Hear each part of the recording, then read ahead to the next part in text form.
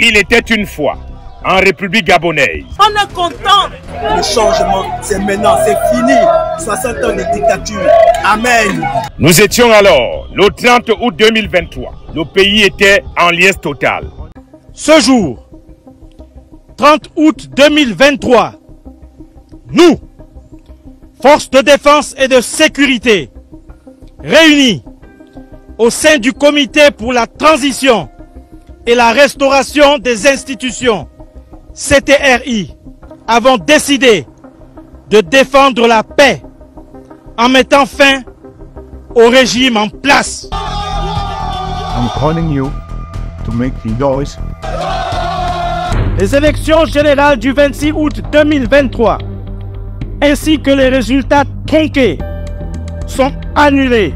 Le général Oligui Nguema Brice a été désigné à l'unanimité président du comité pour la transition. Nous voici donc en 2025. Mais avant de nous projeter dans cette nouvelle année, faisons d'abord un flashback pour l'année 2024. Au Gabon en 2024, les souris ont recommencé à avoir peur des chats. Au Gabon en 2024, tous ceux qui organisaient les soirées pimentées, alcoolisées, avec les brunes élancées, avec l'argent du contribuable, ont fini devant le Sanhédrin de Libreville et sont actuellement en train de voir comment mourir d'un incendie en plein sommeil dans leur cellule à la prison centrale de Libreville. En 2024 au Gabon, tout le monde attendait de voir si Brice Clotaire n'allait pas entraîner le Gabon face contre terre. On se demandait si le CTRI allait véritablement maintenir le cap. Il n'avait que deux solutions. Soit le CTRI menait le Gabon vers le tonneau, soit il maintenait sa posture de héros. En 2024, les tueurs, les braqueurs, les agresseurs ont été systématiquement broyés par la rigueur de la loi gabonaise. Oligui Nguema, qu'as-tu fait comme président de la République du Gabon en 2024? L'année 2024 a posé les fondations. 2025 sera l'année de la consolidation et du renouveau.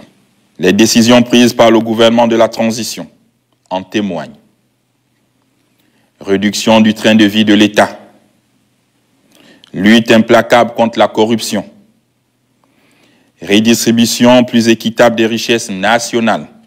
Chaque Gabonais doit avoir sa juste part de la richesse, selon le principe de la destination universelle des biens.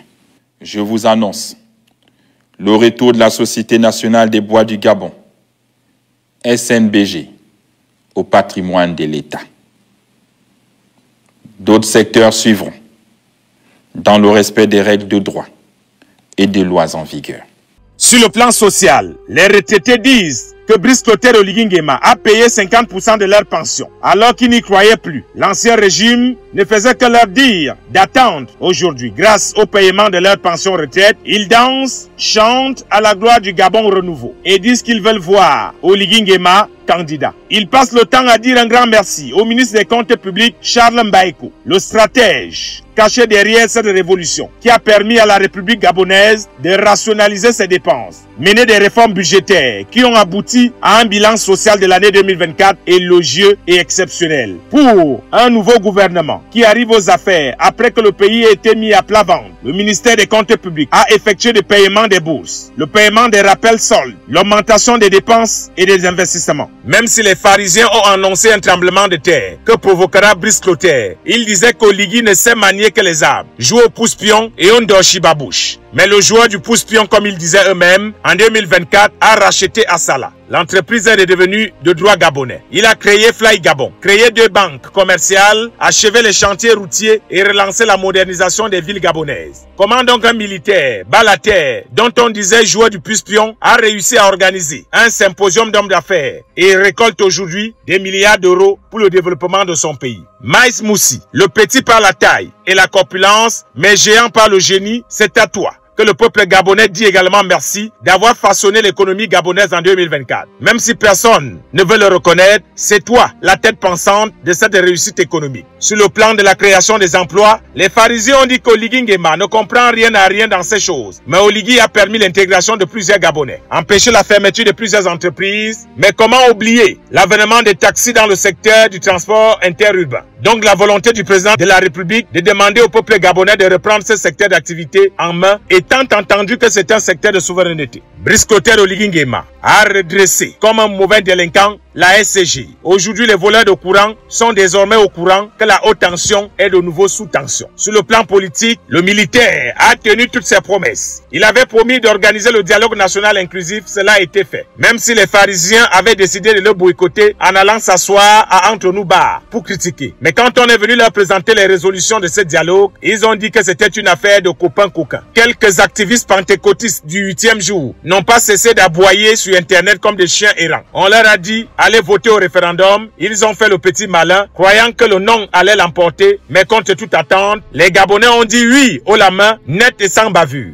On saluera l'intégrité exceptionnelle des rangs magistrales du Premier ministre Raymond Donsima. Quel homme politique d'envergure internationale, aux valeurs, à envier de part et d'autre. Il est certainement l'homme politique préféré des Gabonais. Le seul Premier ministre qui a toujours fait l'unanimité du temps des anciens jusqu'aujourd'hui au temps des nouveaux. À ce titre, sur le plan politique, notamment de l'organisation du référendum, on félicitera en grandeur échelle le ministre de l'Intérieur et de la Sécurité, Herman Imongo. Il mérite certainement un prix spécial pour avoir fait un coup d'essai en coup de maître. Le très charismatique Herman Imongol est une valeur sûre du renouveau du Gabon. Sur le plan diplomatique, Brice Clotaire Oligui Nguema était sur le front diplomatique sur tous les terrains. Les pharisiens ont dit qu'il brûle le kérosène, qu'il voyage trop. Mais on a tous vu les résultats. Zominto Prosper est aujourd'hui un digne fils du Gabon à la tête de la SEGNA. Là aussi, on va féliciter le ministre des Affaires étrangères, de l'intégration sous-régionale et des Gabonais de l'étranger, Régis Chananga Ndiaye. Quel diplomate efficace. Le Gabon est redevenu une destination privilégiée en Afrique centrale. Les investisseurs sont de nouveau sous le charme. Sur le plan sportif, les Panthères du Gabon, qui étaient déjà face contre terre et proches de l'enfer de l'élimination, ont de nouveau renoué avec la victoire. Ils sont qualifiés pour la prochaine CAN au Maroc et promettent d'aller remettre les valises de buts que leur ont confié les Marocains durant leurs 2 confrontations. Le ministre de la Défense, le général de division, Brigitte Okanoa, la charismatique dame qui mate les indisciplinés et les désordonnés de l'armée gabonaise, est certainement l'exemple de nous les hommes qui disons que Dieu seul sait ce qu'il a dit aux femmes pendant qu'Adam était endormi. Mais respect mon général. On ne parle presque jamais de lui, le très discret Ross Atanga, le secrétaire général à la présidence de la République du Gabon, est la plaque tournante de l'administration et des orientations politiques de ce Gabon qui, contre vents et marées, contre les prophéties de Baal, a été à la hauteur des attentes de son peuple. Les militaires ont été donc les héros qu'on espérait. Et comme on dit chez nous les Bantous, la vérité est comme les fesses, l'on finit toujours par s'asseoir dessus. Les activistes ont beau aboyer, dire que Brice Clotaire n'a rien fait, mais les faits sont sacrés et têtus. Et comme on dit chez les peuples de la forêt, quand tu vois un enfant qui casse avec ses propres dents les noix de palmis, sache que ce dernier a confiance à son anus. Abimte et bonne année 2025.